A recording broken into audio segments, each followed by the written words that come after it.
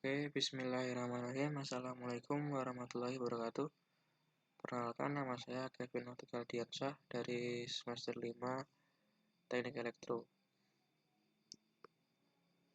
Pada kesempatan kali ini saya akan mempresentasikan materi dari pertemuan awal sampai dengan pertemuan terakhir pada mata kuliah Sistem Telekomunikasi.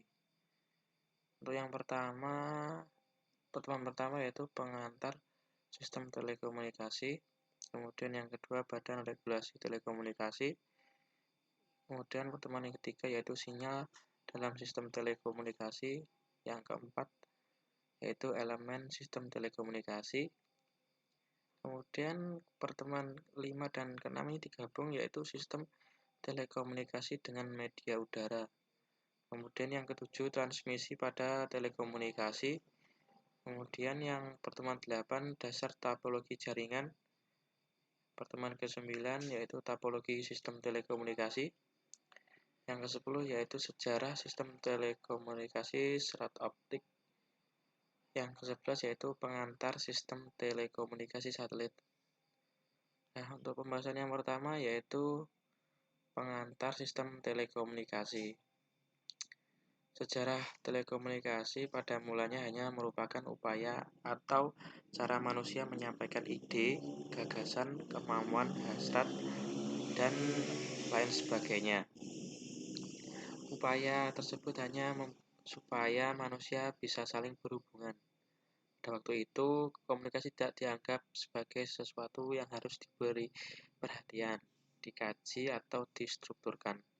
Namun, pada abad ke-5 sebelum Masehi di Yunani berkembang suatu ilmu yang mengkaji proses pernyataan antar manusia yang diberi nama retorika, yang berarti seni berpidato dan berargumentasi yang bersifat mengunggah atau seni yang menggunakan bahasa secara lancar untuk mempengaruhi dan mengajak.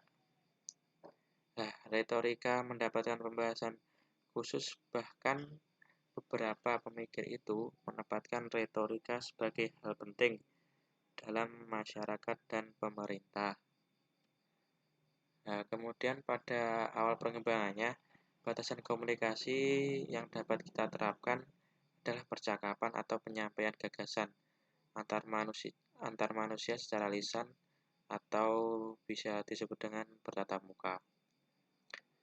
Berpidato maupun berdiskusi dengan tujuan atau mendidik, membangkitkan kepercayaan dan menggerakkan perasaan orang lain. Komunikasi terus berkembang, tidak hanya menyampaikan gagasan melalui lisan pada zaman Kekaisaran Romawi. Kemudian setelah surat kabar, peradaban manusia juga berkembang dan ditemukannya radio, film, televisi, dan sejumlah media lainnya. Dari masa ke masa ini terus berkembang. Dari setelah ditemukannya kertas, penemuan mesin cetak, dan diterbitkannya surat kabar yang pertama. Kemudian selanjutnya kita berpindah ke materi yang kedua, yaitu Badan Regulasi Telekomunikasi. Berikut ini daftar regulasi telekomunikasi di Indonesia. Pertama, referensi regulasi perizinan telekomunikasi diambil dari website Ditjen Postal atau sekarang bisa disebut dengan Ditjen Pos dan Penyelenggaraan Informatika atau Kementerian Kominfo. Kemudian Undang-Undang dan Peraturan Pemerintah. Kemudian Undang-Undang Nomor 36 Tahun 1999 tentang Telekomunikasi. Kemudian PP Nomor 52 Tahun 2000 tentang Penyelenggaraan Telekomunikasi. Kemudian materi yang ketiga yaitu sinyal dalam sistem telekomunikasi. Sinyal sendiri adalah besaran yang berubah dalam waktu atau dalam ruang dan membawa suatu informasi. Sinyal di sini biasanya berupa sinyal elektrik. Kemudian pengolahan sinyal. Pengolahan sinyal di sini spesialisasi dalam teknik elektro yang mempelajari dan mengembangkan metode algoritma manipulasi, analisa, dan interpretasi sinyal. Dalam teknik elektro, sinyal dibedakan. Yang pertama yaitu menurut representasinya menjadi dua jenis, yaitu sinyal analog dan sinyal diskret. Untuk sinyal analog sendiri yaitu contohnya sinyal televisi analog. Untuk sinyal diskret atau numerik sinyal atau sinyal digital. Kemudian menurut dimensinya juga dibedakan menjadi dua jenis, yaitu sinyal satu dimensi dan sinyal dua dimensi. Untuk sinyal satu dimensi itu sendiri contohnya sinyal suara. Kemudian sinyal dua dimensi contohnya citra atau gambar. Kemudian tujuan pengolahan sinyal. Nah, tujuan pengolahan sinyal di sini dilakukannya pengolahan sinyal bisa berbeda-beda. Di antaranya untuk yang pertama yaitu penampisan sinyal. Kemudian pendeteksian sinyal, kemudian kompresi sinyal, dan pengenalan pola serta restorasi sinyal dan rekonstruksinya sinyal. Untuk penampisan sinyal itu sendiri untuk memisahkan suatu sinyal yang tercampur dengan derau atau sinyal lain yang tidak diperlukan. Misalnya ketika kita mengukur gelombang laut dengan alat bernama wave recorder. Maka sinyal yang didapatkan sebenarnya adalah kombinasi sinyal gelombang dan sinyal pasang surut. Kemudian pendeteksian sinyal untuk mengetahui keberadaan suatu sinyal dalam sinyal kompleks yang diolah.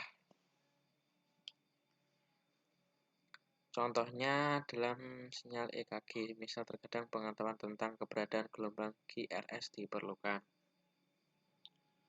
Kemudian pola restorasi sinyal dan rekonstruksinya. Kemudian kita lanjut ke materi yang keempat yaitu elemen sistem telekomunikasi. Sistem telekomunikasi adalah sistem khusus untuk berkomunikasi jarak jauh. Perangkat ini mengacu pada pertukaran informasi dengan media elektronik dan listrik pada jarak yang signifikan. Pengaturan terdiri dari dua stasiun atau lebih dengan jumlah pemancar dan perangkat penerima yang sama. Adalah sistem telekomunikasi. Kemudian yang kedua, perangkat telekomunikasi adalah telepon, telegraf, radio, pengaturan komunikasi, gelombang mikro, serat optik, satelit, dan internet. Telekomunikasi itu merupakan berbagai macam teknologi transmisi informasi seperti ponsel, telepon kabel, VoIP, dan jaringan siaran. Data transmisikan dalam bentuk sinyal listrik yang dikenal sebagai gelombang pembawa yang dimodulasi menjadi sinyal analog atau digital untuk mengirimkan informasi. Elemen dasar sistem komunikasi. Yang pertama yaitu pemancar. Pemancar atau perangkat elektronik yang digunakan dalam telekomunikasi untuk menghasilkan gelombang radio untuk mengirim atau mengirim data melalui menggunakan antena. Yang kedua itu media transmisi. Banyak media transmisi digunakan sebagai saluran komunikasi. Kawat tembaga untuk membawa sinyal ke jarak jauh menggunakan jumlah daya yang relatif rendah. Kemudian penerima radio, receiver atau penyerapan informasi yang menerima dan mengubah sinyal kembali menjadi informasi yang diperlukan. Kemudian komunikasi kabel. Komunikasi kabel menggunakan kabel komunikasi di bawah tanah atau lebih jarang saluran overhead. Amplifier sinyal elektronik atau repeater yang dimasukkan ke dalam kabel penghubung pada titik-titik tertentu. Kemudian dari kabel. Sistem komunikasi dapat wired atau wireless dan media yang digunakan untuk komunikasi dapat dipandu atau unguided yang memandu sinyal untuk merambat dari satu titik ke titik lainnya. Kemudian yaitu materi pada pertemuan 5 dan 6. Sistem telekomunikasi dengan media udara. Nah, pertama itu dasar-dasar propagasi gelombang tanah kemudian gelombang ionosfer, kemudian troposcatter, gelombang line of sight atau LOS, dasar perancangan link radio atau LOS, kemudian yang terakhir perencanaan dan perencanaan link radio LOS. Nah, di sini propagasi. Nah, propagasi itu sendiri yaitu peristiwa perambatan gelombang radio dari antena pemancar ke antena penerima. Cara perambatan sebagian gelombang yang bergerak pada permukaan bumi disebut gelombang bumi. Selain daripada itu disebut gelombang angkasa. Jangkauan perambatan gelombang. Kerugian pada permukaan bumi dengan naiknya frekuensi akan semakin besar. Gelombang bumi dapat merambat dalam daerah gelombang panjang sampai dengan 1000 km. Dalam daerah gelombang menengah hanya sampai dengan 300 km dan dalam daerah gelombang pendek sampai dengan 100 km. Nah, gelombang radio selalu mempunyai kuat medan listrik atau dengan disimbolkan dengan E dan kuat medan magnet dengan disimbolkan H. Arah rambatan, kemudian frekuensi disimbolkan F, panjang gelombang atau dengan bisa disebut dengan lambda, dan yang terakhir polaritas. Nah, metode propagasi. Di sini metode propagasi dibagi menjadi 4. Untuk yang pertama itu propagasi gelombang tanah atau ground wave. Sini yang kedua itu propagasi gelombang ionosfer atau sky wave. Kemudian propagasi troposfer scatter. Kemudian yang terakhir propagasi garis pandang atau line of sight. Nah, ini materi yang ketujuh. Pada pertemuan ketujuh kita membahas tentang transmisi pada telekomunikasi. Dasar telekomunikasi dan media transmisi merupakan proses pemindahan informasi atau dua titik dari suatu sistem atau jaringan. Dapat juga diartikan sebagai perpindahan sinyal listrik, pesan atau bentuk lainnya dari satu lokasi ke lokasi lainnya. Media transmisi merupakan media yang dihubungkan antara pengirim dan penerima informasi. Karena jarak yang jauh, maka data terlebih dahulu diubah menjadi kode atau isyarat. Dan isyarat inilah yang akan dimanipulasi dengan berbagai macam cara untuk diubah kembali menjadi informasi. Untuk yang pertama yaitu faktor yang berkaitan dengan media transmisi. Pertama yaitu bandwidth, yang kedua gangguan transmisi, yang ketiga interferensi, yang keempat jumlah receiver atau jumlah penerima. Nah, transmisi terbagi menjadi dua. Transmisi sinyal analog dan transmisi bisa disebut dengan transmisi digital. Transmisi analog atau broadband adalah salah satu mengubah sinyal digital menjadi sinyal analog. Untuk transmisi ini dikenal juga sebagai transmisi modulasi sebagai bandpass atau KNL. Datanya bisa analog atau digital, memerlukan amplifier. Yang kedua ini transmisi sinyal digital atau baseband adalah transmisi tanpa mengubah sinyal digital menjadi sinyal analog, memerlukan low pass kanal. Kemudian umumnya data digital, kemudian memerlukan repeater. Permasalahan yang terjadi saat transmisi yang salah satunya itu attenuation, distorsi, kemudian noise. Kita lanjut ke materi ke-8, yaitu dasar topologi jaringan. Topologi jaringan adalah hal yang menjelaskan hubungan geometris antara unsur-unsur dasar penyusun jaringan, yaitu node, link, dan station. Topologi jaringan dapat dibagi menjadi 5 kategori utama. Di antaranya adalah yang pertama topologi bintang, merupakan bentuk topologi jaringan yang berupa konvergensi dari node tengah ke node atau pengguna. Kemudian yang kedua, topologi cincin adalah topologi jaringan di mana setiap titik terkoneksi kedua titik lainnya membentuk jalur melingkar membentuk cincin. Yang ketiga, topologi bus atau kedua ujung jaringan harus diakhiri dengan sebuah terminator. topologi mesh menerapkan hubungan antar sentral secara penuh. Kemudian topologi pohon disebut juga sebagai topologi jaringan bertingkat. Yang ke pertemuan 9. Nah, pertemuan 9 ini membahas tentang topologi sistem telekomunikasi. Ya, saling berkaitan dengan pertemuan ke-8. Ke-9 ini adalah terusannya, yaitu topologi jaringan dalam telekomunikasi, yaitu suatu cara menghubungkan perangkat telekomunikasi yang satu dengan yang lainnya sehingga membentuk jaringan. Dalam suatu jaringan telekomunikasi, jenis topologi yang dipilih akan mempengaruhi kecepatan komunikasi. Kemudian manfaat jaringan telekomunikasi. Yang pertama, menghemat uang. Jelas. Adanya jaringan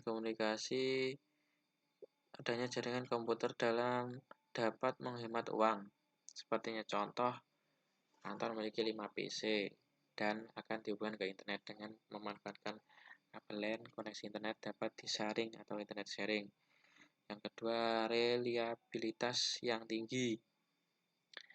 Ya, di sini file-file dapat disimpan di semua komputer yang tersambung dalam jaringan. Kemudian mempermudah proses komunikasi. Teknologi jaringan seolah-olah benar memendekkan jarak. Tidak ada lagi menganggap jauh teman kita yang ada di luar negeri itu dapat terkoneksi atau kita dapat berkomunikasi. Kemudian pertemuan ke-10, yaitu kita membahas tentang sejarah sistem telekomunikasi serat optik. Sistem komunikasi serat optik atau bisa disebut dengan SKSU secara blok diagram bahwa sistem dibagi menjadi 3 bagian, yaitu transmitter, receiver, dan fiber optik. Transmitter terdiri dari interface analog atau digital, voltage to current converter, sumber cahaya, dan compiler dari sumber cahaya ke fiber optik. Pada modulasi analog perlu diperhatikan bahwa impedansi input interface harus match dengan impedansi interface agar terjadi transfer daya yang maksimal. Nah, di sini kita dapat menjelaskan yang pertama, ini adalah bagian-bagiannya. Sini yang paling luar yaitu outer jacket. Kemudian lapisan selanjutnya itu strength member. Lapisan yang ini namanya coating. Kemudian yang berwarna biru namanya cladding. Terus kemudian lapisan inti atau core. Nah, core di sini adalah atau inti bagian terdalam terbuat dari kaca. Nah, ini terbuat dari kaca ini. Karena merupakan pembawa utama dan membantu gelombang cahaya, ini bisa disebut sebagai pemandu gelombang optik. Kemudian cladding yang berwarna biru ini adalah lapisan kedua dari atas inti. Itu juga terbuat dari kaca atau plastik transparan, tapi bahan yang berbeda sehingga indeks bias cladding lebih rendah dari inti. Kemudian jaket atau coating dari fiber optik yang berfungsi sebagai melindungi inti, dan cladding jaket terbuat dari plastik fleksibel dan tahan abrasi. Beberapa jaket memiliki lapisan lain di bawah yang disebut dengan buffer. Fungsi buffer atau jaket bersama-sama melindungi fiber optik dari kerusakan lingkungan fisik. Nah, kemudian di pertemuan 11 atau pertemuan yang terakhir, kita membahas pengantar sistem telekomunikasi satelit. Di sini adalah VCAT atau Very Small Aperture Terminal. Adalah suatu istilah yang digunakan untuk menggambar terminal-terminal stasiun bumi atau satelit kecil yang menggunakan antena berdiameter antara 0,9 sampai 3,8 meter yang digunakan untuk melakukan pengiriman data, gambar maupun suara via satelit. Kemudian perangkat VCAT terdiri dari ODU, yaitu meliputi antena, LNA, SSPA, up converter, dan IDU, yaitu modem. Cara kerja VCAT secara singkat, VCAT memiliki kemampuan untuk menerima maupun mengirimkan sinyal melalui satelit kepada VCAT lain pada jaringan tersebut.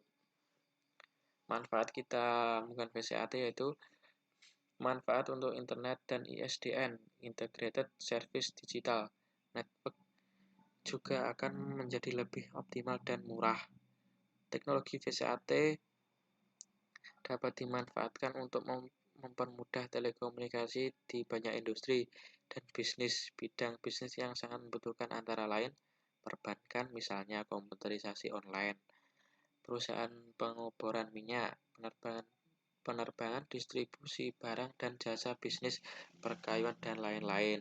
Mungkin cukup sekian dari saya. Akhirul kalam. Wassalamualaikum warahmatullahi wabarakatuh.